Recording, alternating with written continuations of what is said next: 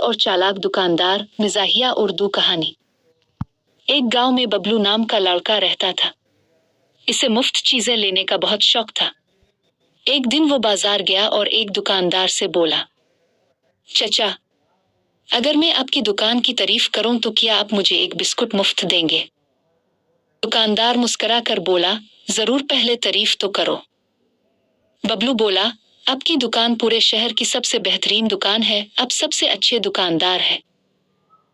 दुकानदार ने खुश होकर एक बिस्कुट दे दिया। अगले दिन बबलू फिर आया और 2 बिस्कुट मांगने लगा। दुकानदार ने दे दिए।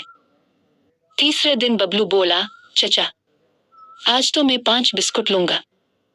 दुकानदार समझ गया कि लड़का मुफ्तखोर है। इसने कहा, ठीक है, पहले मेरी एक बात का जवाब दो। बबलू खुशी से बोला, पूछे। दुकानदार ने पूछा, अगर एक गधा रोज मुफ्त चीजें लेता रहे तो वो क्या कहलाएगा? बबलू फौरन बोला, मुफ्तखोर। दुकानदार हंस कर बोला, बिल्कुल सही, अब जाओ और मेहनत करके बिस्कुट खरीदो।